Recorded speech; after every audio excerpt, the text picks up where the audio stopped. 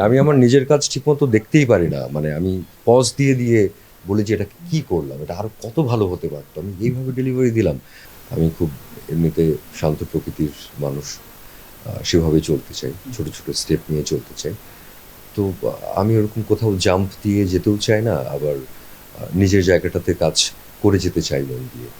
তো দেখা যাক, আমার মনে হয় যে সময়, আমার কাজ, সৌভাগ্য, মানুষের ভালোবাসা সবকিছু মিলিয়ে একটা সময় বলবে যে আমি কোথায় থাকবো, কিভাবে থাকবো।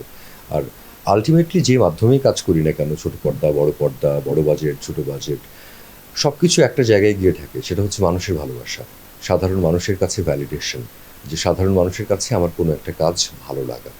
তো সেটা তো আল্টিমেট প্রাপ্তি। তার জন্য আমাদের মনে হয় সারা জীবনই কাজ করে যেতে হবে, খাটতে থাকতে হবে।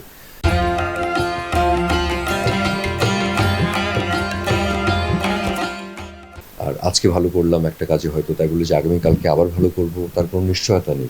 আমাদের প্রফেশনটা এরকম। মানে প্রত্যেক মুহূর্তে খারাপ করবার একটা সম্ভাবনা আমাদের আছেই।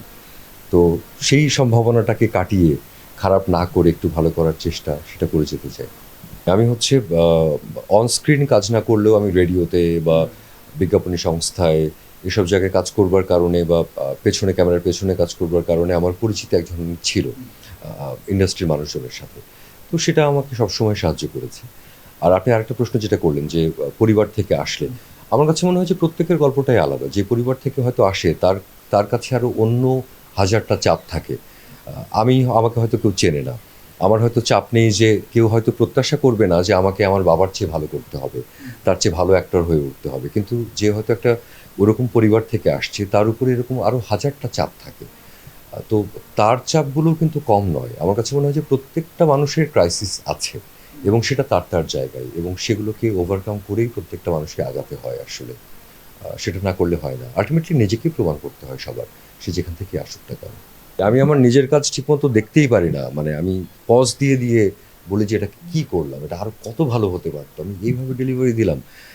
এমনও দিনে তারে বলা যায়, এটা নিয়ে আপনারা কথা বলছিলেন। এত মানুষ সবাই প্রশংসা করছে, ভালো করছে। তো এটা অন এয়ার হবার পর আমি আর জাহিদ প্রীতম আমরা একসঙ্গেই পোস্ট প্রোডাকশন এ ছিলাম।